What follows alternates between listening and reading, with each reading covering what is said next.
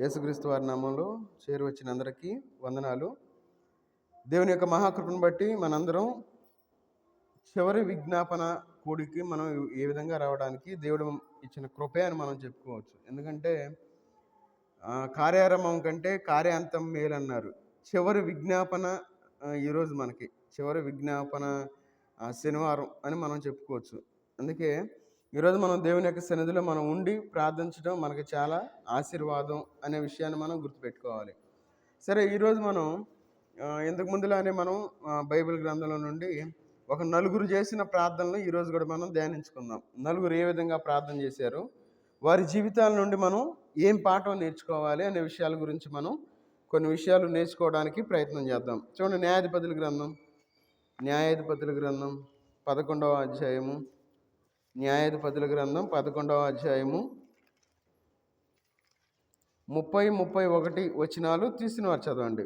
11, 30, 31 వచనాలు. యెహోవాకు మొక్కుకొనెను ఎట్లనగా,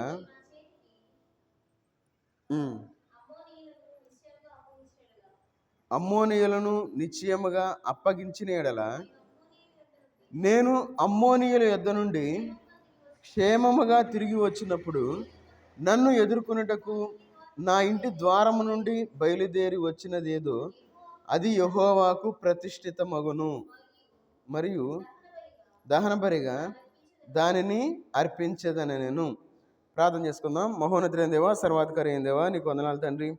చివరి విజ్ఞాపన రోజునైనా మేము విధంగానైనా మేమందరం కలుసుకొని మీ సన్నిధిలో విజ్ఞాపన చేయడానికి మీరు ఇచ్చిన కృపను బట్టి మీకు వందనాలు చెల్లించుకుంటూ ఉన్నా తండ్రి. చేరువచ్చిన ప్రతి ఒక్కరిని దీవించి ఆశీర్వదించండి తండ్రి. వారికి కావాల్సిన ప్రతి అవసరాన్ని మీరు తీర్చమని అడుగుతూ ఉన్నా తండ్రి. ఇప్పటివరకునైనా సజీవ లెక్కలో ఉంచుకొనైనా మీ యొక్క పాద సన్నిధికి మేము రావడానికి, మీ సన్నిధిలో ప్రార్థించడానికి, మీ యొక్క వాక్యాన్ని మేము చదువుకోవడానికి, మీ యొక్క వాక్యపు వెలుగులో మమ్మల్ని సరి చేసుకోవడానికి మీరు ఇచ్చిన కృపగా మీకు వందనాలు చెల్లించుకుంటూ యేసుక్రీస్తు వారి నామంలో ప్రార్థించి అడిగి వేడుకుంటున్నాం తండ్రి. ఆమెన్. మనం చదువుకున్న వాక్య భాగంలో మన బైబిల్ మనం చూద్దాం. ఇక్కడ యొప్తా అని మనకి ఇక్కడ కనబడతా ఉన్నాడు, యొప్తా పేరు. అయితే ఇక్కడ ఒక ప్రార్థన మనకు కనబడతా ఉంది. ఏమని? అప్పుడు యొప్తా యెహోవాకు మ్రొక్కుకొనెను. మ్రొక్కుకొనుట అంటే ప్రార్థించుట. అంటే ఈ యొప్తా దేవునికి ప్రార్థన చేస్తూ ఉన్నాడు. ఏమని ప్రార్థన చేస్తూ ఉన్నాడు? నీవు నా చేతికి అమ్మోనీయులను నిశ్చయముగా అప్పగించిన ఎడల, అంటే ఒక కండిషన్ పెడతా ఉన్నాడు. అయ్యా, అమ్మోనీయులను మా చేతికి అప్పగిస్తే ఏం చేస్తాను? నేను అమ్మోనీయుల యొద్ద నుండి క్షేమముగా తిరిగి వచ్చినప్పుడు నన్ను ఎదుర్కొనుటకు నా ఇంటి ద్వారము నుండి బయలుదేరి వచ్చినదేదో అది యెహోవాకు ప్రతిష్ఠితమగును. చాలా భయంకరమైన కోరుకున్నాడు. ఒక మాటలో చెప్పాలంటే దేవుని యొక్క సన్నిధిలో ఒక భయంకరమైన కోరిక, అంటే ఒక మొక్కుబడి చెప్తా ఉన్నాడు. ఏమని? నాకు ఎదురుగా ఏదైతే వచ్చిందో నేను దేవుని సన్నిధిలో బలర్పిస్తానంటా ఉన్నాడు. తన జీవితం ఒకవేళ ఆలోచించుకొని ఉండకపోవచ్చు. అయితే యొప్తా తండ్రి ఎవరంటే గిలాదు. యొప్తా తండ్రి గిలాదు, గుర్తుపెట్టుకోవాలి. తల్లి వేశ్య.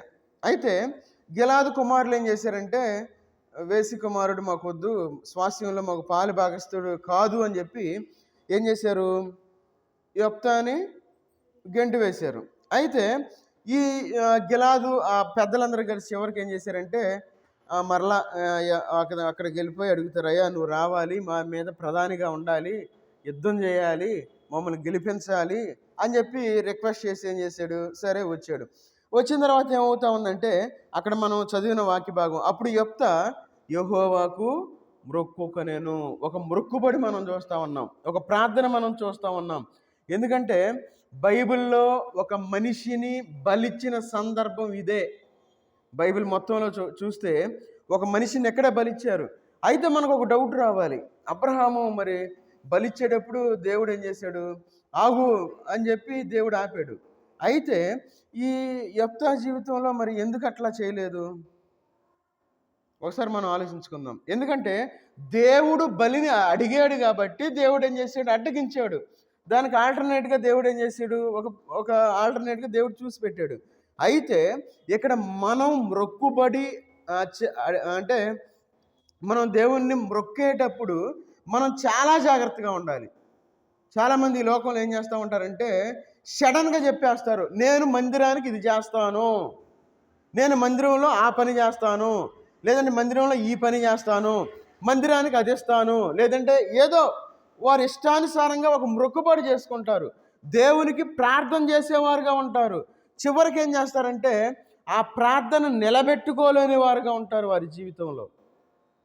అందుకే ఇక్కడ ఒక చూడండి యెఫ్తా తన యొక్క జీవితం చూడండి, అందుకే అంటా ఉన్నాడు ఏమని 31లో, నేను అమ్మోనీయుల యొద్ద నుండి క్షేమంగా తిరిగి వచ్చినప్పుడు నన్ను ఎదుర్కొనుటకు నా ఇంటి ద్వారం నుండి బయలుదేరి వచ్చినది ఏదో అది యెహోవాకు ప్రతిష్ఠిత మగును, లేదా దహన బలిగా దానిని అర్పించదనను. చూడండి ఇక్కడ చూసుకున్నట్లయితే ఒక ఒక డేరింగ్ నిర్ణయం తీసుకున్నాడు. అయితే ఆ నిర్ణయానికి కట్టుబడినట్లు మనం చూస్తూ ఉన్నాం. మన యొక్క జీవితంలో మనం ఏం చేయాలంటే మనం తొందరపడి దేవునికి మొక్కుబడి అడిగేవారుగా ఉండకూడదు. అయ్యా నీకు మొక్కుబడి చెల్లిస్తాను అని చెప్పేవారుగా ఉండకూడదు అనే విషయాన్ని ఒకటి గుర్తుపెట్టుకోవాలి. రెండవదిగా, ఒకవేళ మనం మొక్కితే అయ్యా నేను ఇది చేస్తాను అని ఒక మొక్కుబడి అనుకుంటే ఖచ్చితంగా మనం చెల్లించేవారుగా ఉండాలి. ఆ రెండు విషయాలు మనం నేర్చుకోవాలి. కాబట్టి మన యొక్క జీవితంలో మనం చాలా జాగ్రత్తగా ఉండాలి.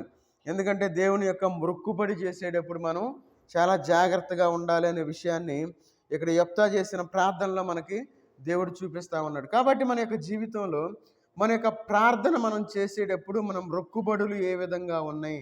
ఎందుకంటే సంవత్సరం చివరకు వచ్చేసాం. మనకి ఎన్నో మొక్కుబడులు మనం చేసుకుంటాం, కానీ మనం మర్చిపోయినప్పుడు దేవుడు సైలెంట్గా ఉండడు. ఆ మొక్కుబడికి సంబంధించిన మొత్తం దేవుడు వసూలు చేస్తాడు ఆయన. మనకు ఆ విషయం తెలియక ఏమనుకుంటామంటే ఏముందిలే, ఎవరికి ఏం తెలుసులే అని అనుకుంటా ఉంటాం మన జీవితంలో. కానీ చాలా జాగ్రత్తగా ఉండాలి. ఎందుకంటే దేవునిది అన్న తర్వాత దేవునిదే. ఒకవేళ మనం దాచిపెట్టొచ్చేమో, కానీ అది దేవుడు ఖచ్చితంగా వసూలు చేసుకుంటాడు. కాబట్టి మనం మొక్కుబడి విషయంలో, అంటే మనం ప్రార్థన చేసేటప్పుడు మనం మొక్కుబడుల విషయంలో మనం చాలా జాగ్రత్తగా ఉండాలి అని యెఫ్తా చేసిన ప్రార్థన ద్వారా దేవుడు మనతో మాట్లాడుతూ ఉన్నాడు. కాబట్టి మనం చాలా జాగ్రత్తగా మనం ప్రార్థన చేసేవారుగా ఉండాలి. తర్వాత మన చూడండి 2వ రాజుల గ్రంథం, తర్వాత యోనా గారు చేసిన ప్రార్థన దగ్గరికి వెళ్దాం. 2వ రాజుల గ్రంథం 14వ అధ్యాయము, 2వ రాజుల గ్రంథం 14వ అధ్యాయము 25వ వచనం చదవండి. 14:25. గత్హేపెరు ఊరివాడైన అమిత్తయికి పుట్టిన తన సేవకుడైన యోనా అను ప్రవర్త ద్వారా ఇశ్రాయేలు దేవుడికి యెహోవా సెలవిచ్చిన మాట. అంటే ఇప్పుడు యోనా తండ్రి పేరు ఏం పేరు? అమిత్తయి.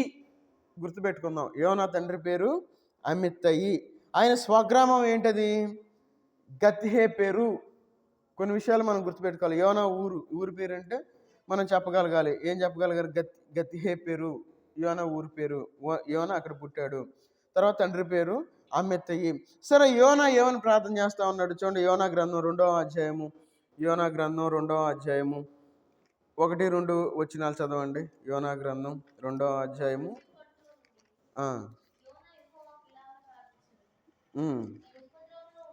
నేను ఉపద్రవములో నుండి యెహోవాకు మనవి చేయగా ఆయన నాకు ప్రత్యుత్తరం ఇచ్చెను.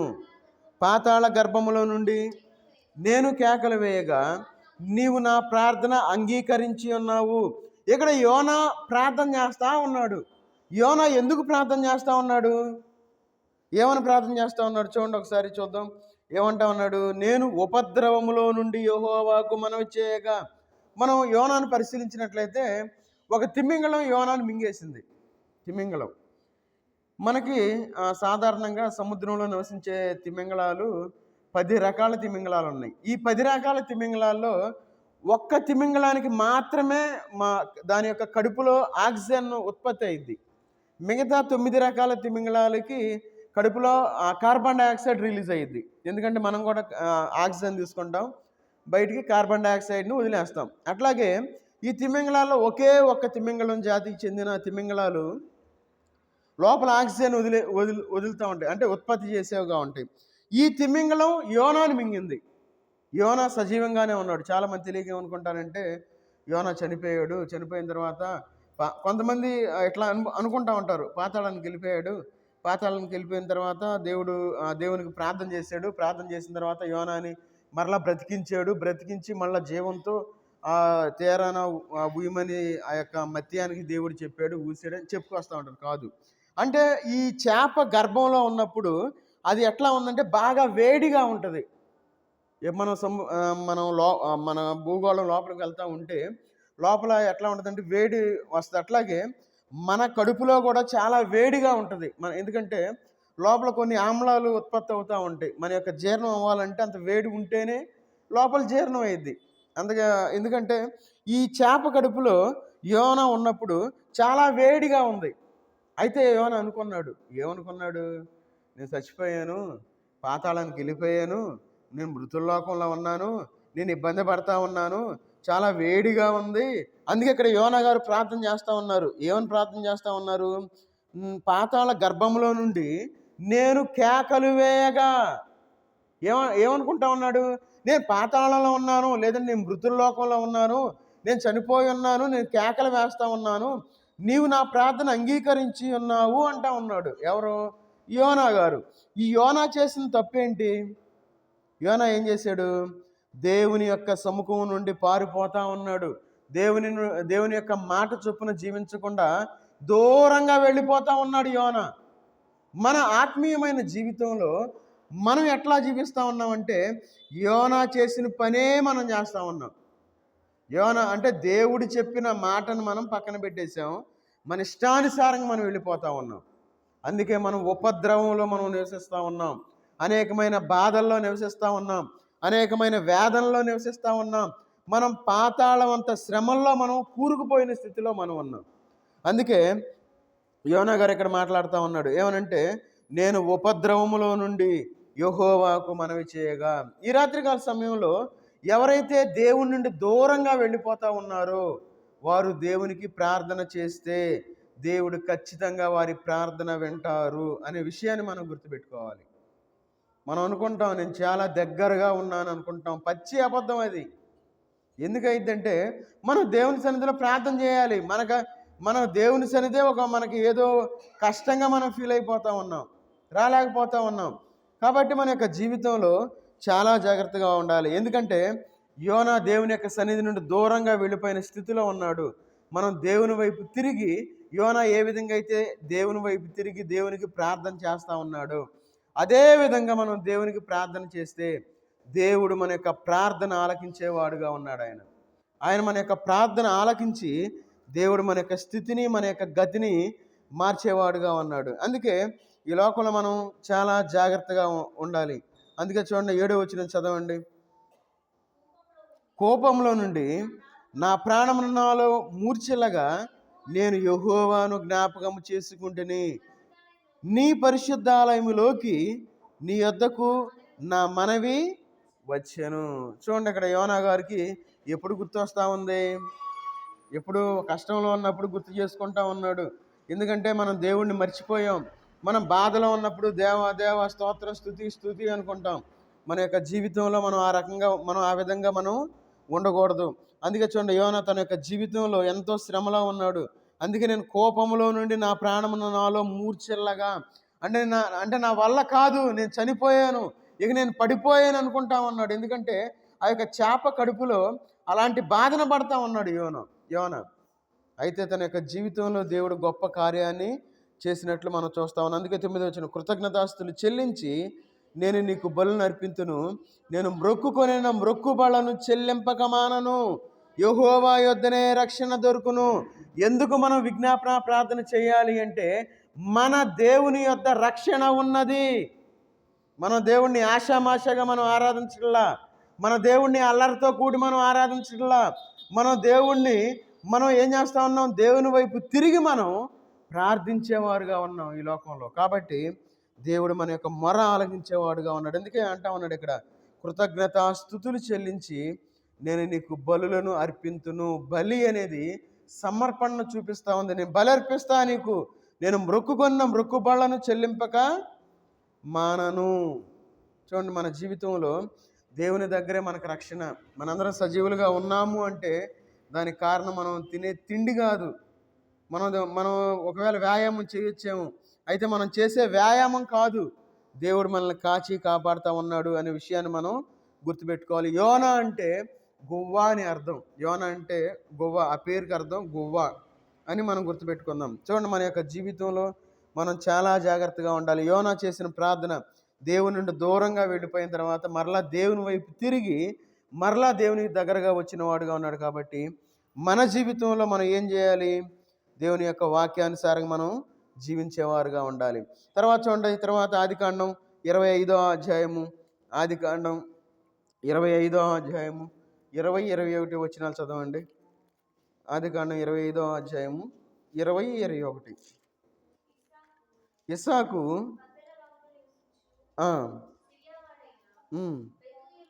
బెతీయేలు కుమార్తెయును సిరియావాడైన రెబ్కాను పెండ్లి చేసుకున్నప్పుడు 40 సంవత్సరములు. ఇస్సాకు భార్య గొడ్రాలు గనుక అతడు ఆమె విషయమై యెహోవాను వేడుకొనెను.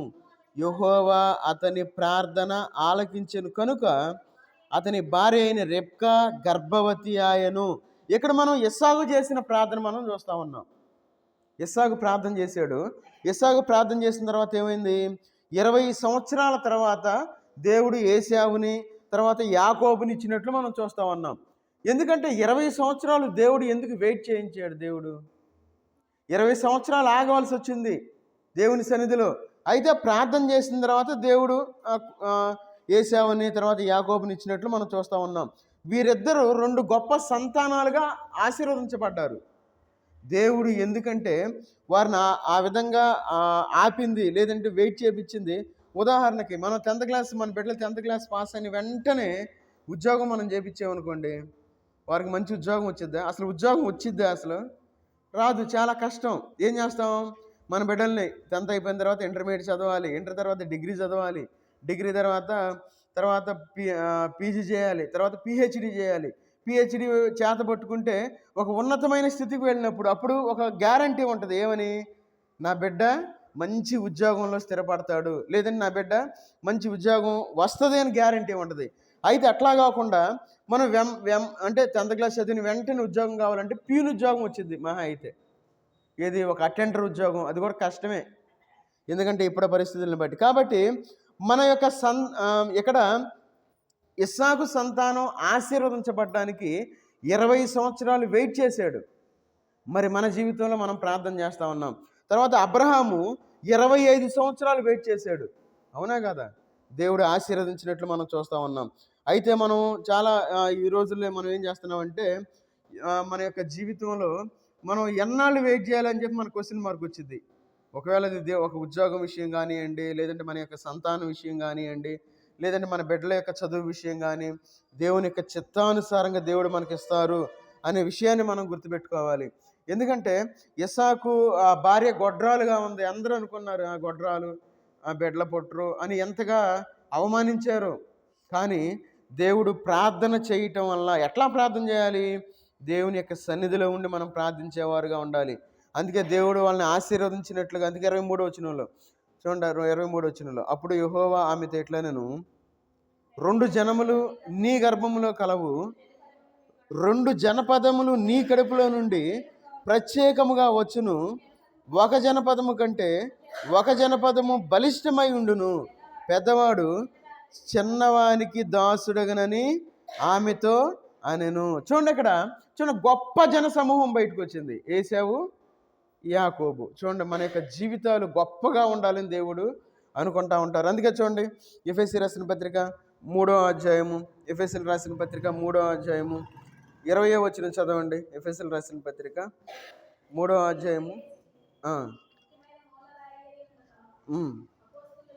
అపోస్తలులను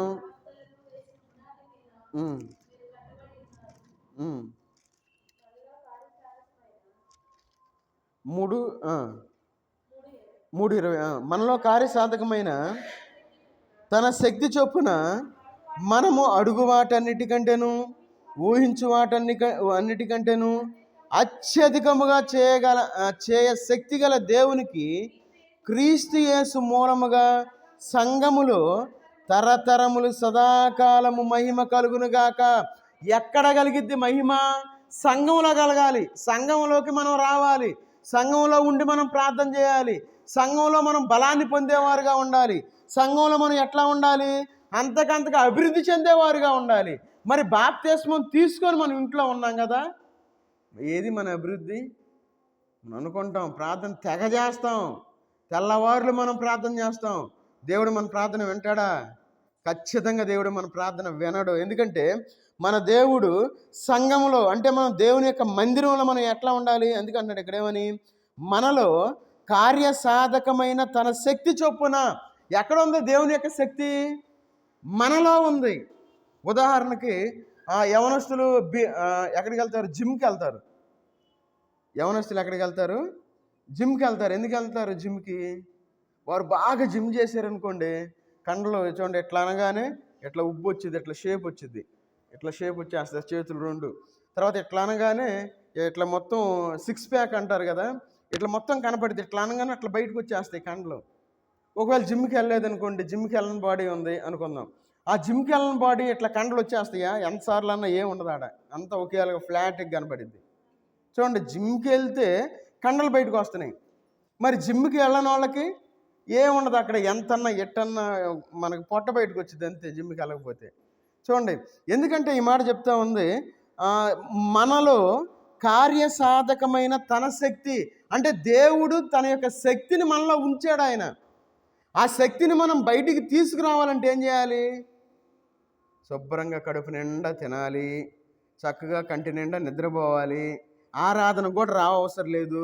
నేను ఆరాధన ఒక్కటే వచ్చేది. చూడండి, మన యొక్క జీవితంలో దేవుడు మనకు మంచి ఉద్యోగాన్ని ఇచ్చి, మనకు మంచి కుటుంబాన్ని ఇచ్చి, మనకు మంచి బిడ్డల్ని ఇచ్చి, ఆయన కాపుదలు ఉంచి చేస్తూ ఉంటే మనం ఆయనకి బోర్డర్లో గీతలు కొట్టేసాం, నేను రాను. మనలో ఉన్న శక్తి మనకు బయటికి రావాలంటే ఏం చేయాలి? దేవుని యొక్క సంఘంలో మనం ఉండాలి. దేవుని యొక్క, అందుకే ఇక్కడ అంటా ఉన్నాడు ఏమని, తన తన మనలో కార్యసాధకమైన తన శక్తి చొప్పున మనము అడుగు వాటన్నిటికంటేను, అడిగే వాటికంటే ఎక్కువగా ఇస్తానంటున్నాడు మన దేవుడు. మనం అడిగే వాటినే పొందలేకపోతున్నాం, ఇంకా ఎక్కువ ఎందుకులే అంటాం మనం. మరి మన భక్తి జీవితం ఆ విధంగా ఉంది. మనం దేవుని యందు అంత భయభక్తులు కలిగిన జీవితాలు మనం జీవిస్తూ ఉన్నాం. చూడవలసిన దేవుణ్ణి మనం చూడటం లేదు, చూడకూడని వాటిని మనం చూస్తా ఈ లోకంలో వ్యర్థమైన జీవితాన్ని మనం జీవిస్తూ ఉన్నాం. దేవుని యొక్క మహాకృపను బట్టి డిసెంబర్ మాసం చివరి వరకు దేవుడు మనల్ని నడిపించాడు. ఆయన దేవుడు కొత్త సంవత్సరంలో మనల్ని అడుగు పెట్టబోయించబోతా ఉన్నాడు. ఆయన చూడండి, ఆయన ప్రేమ మన మీద కనబడతా ఉంది. ఎంతోమంది చనిపోతూ ఉన్నారు. ఈ రోజును చూడలేక ఎంతోమంది చనిపోయారు. మరి మనం సజీవులుగా ఉన్నాం, ఆయన ప్రేమను మనం గుర్తించలేకపోతా ఉన్నాం. ఆయన ఉన్న శక్తిని మనం ఇంకా బయటికి ఏం తీసుకొస్తాం? మనం చాలా జాగ్రత్తగా ఉండాలి. ఎందుకంటున్నాడు, అడుగు వాటన్నిటికంటేను, ఊహించు వాటన్నిటికంటేను. ఒకవేళ మనం గవర్నమెంట్ జాబ్ కావాలని అనుకున్నాం అనుకోండి, ఒకవేళ దేవుడు మనల్ని ఒక 10 కంపెనీల మీద ఓనర్ని చేయాలనుకుంటున్నాడేమో దేవుడు. ఒకవేళ దేవుని ఉద్దేశం అదేమో, అది తెలియక మనం అన్ని రకాల ప్రయత్నాలు చేస్తూ ఉంటాం. మనం దేవుని యొక్క ఉద్దేశాన్ని మనం తెలుసుకునేవారుగా ఉండాలి. ఈ లోకంలో ఆ విషయాన్ని మనం తెలియక ఎంత పాటుపడతా ఉంటామో ఈ లోకంలో. మనం మన సొంత ఆలోచన చొప్పున ఈ లోకంలో నడుచుకుంటా వెళ్ళిపోతాం. కానీ మన యొక్క జీవితంలో ఆశీర్వాదాన్ని మనం చూడలేని స్థితిలో మనం చూస్తూ ఉన్నాం. అందుకే ఇక్కడ అంటా ఉన్నారు ఏమనంటే, అడుగు వాటన్నిటికంటేను, ఊహించు వాటన్నిటికంటేను అత్యధికముగా చేయ శక్తి గల దేవునికి. మన దేవుడు అంత గొప్ప దేవుడు. ఆయన అంత శక్తి కలిగిన దేవుడిని మనం పెట్టుకొని మనం ఈ లోకంలో ఎట్లా జీవిస్తూ ఉన్నామంటే, ఉసూరుమంట ఏదో సునామీ వచ్చి అంత పోయిన వాళ్ళు వెళ్ళి ఎంత దిగులుగా ఉంటామో ప్రార్థనకు రావాలంటే.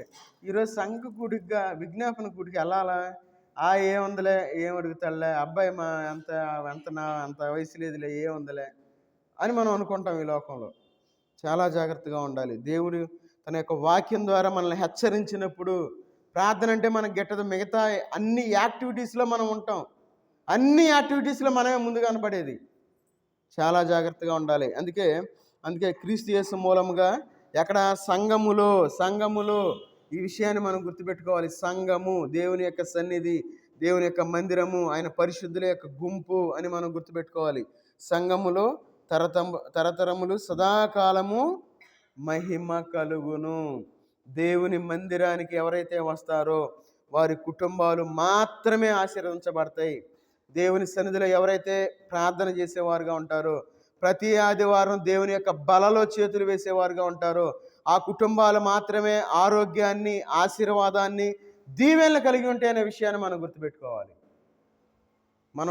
మనకి దేవుడు మన చేతికి జీవ గ్రంథాన్ని దేవుడు మనకి ఇచ్చాడు, బైబిల్ని ఇచ్చాడు. ఆయన ఎన్నో విషయాలు ఉన్నాయి మనకు అర్థం కాకుండా ఈ లోకంలో మనం జీవిస్తాం. కాబట్టి అబ్రహాము ఇస్సాకు ఏ విధంగా అయితే ఎదురు చూసి ఆ యొక్క ఫలాన్ని, ఆ యొక్క గర్భఫలాన్ని పొంది వారు ఆశీర్వాదానికి కారణులుగా ఉన్నారు. అదేవిధంగా మన యొక్క ప్రార్థనలకి లేట్ అయినప్పుడు మనం నిరుత్సాహపడకూడదు.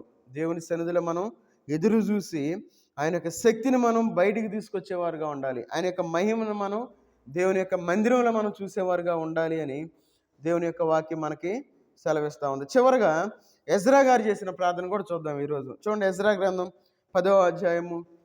ఎజ్రా గారు చేసిన ప్రార్థన చూసుకొని మనం ముగించుకుందాం. ఎజ్రా గ్రంథం 10వ అధ్యాయము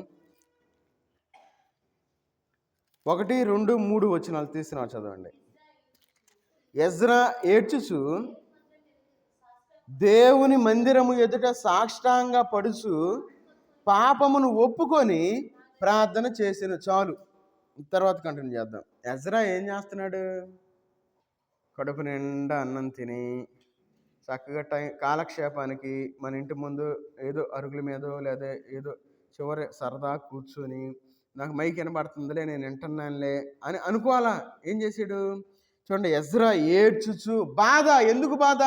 అయ్యో, నా కుటుంబం రక్షించబడలా, నా బిడ్డలు నా మాట వింటలా, వాళ్ళు ఇష్టం వచ్చినట్లు వీళ్ళు చేస్తూ ఉన్నారు, నా భర్త నా మాట వినటం లేదు, నా భర్త దేవుని సన్నిధికి రావటం లేదు, నా భార్య దేవుని సన్నిధిలో ఉండటం లేదు, నా బిడ్డలు ఎటుపడితే అటు తిరుగుతూ ఉన్నారు, లోకంలో కలిసిపోయారు అని మనకు బాధే లేదు.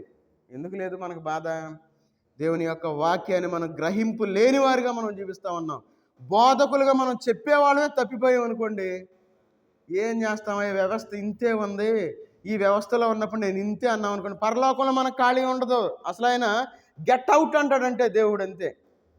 ఈ లోకంలో మనం జీవించేటప్పుడు సంఘంలోనికి ఆ లోకాన్ని తీసుకురాకూడదు. సంఘం లోపలికి లోకం వచ్చేసింది. లోకంలో చేసే మొత్తం మనం సంఘంలో చేస్తూ ఉన్నాం.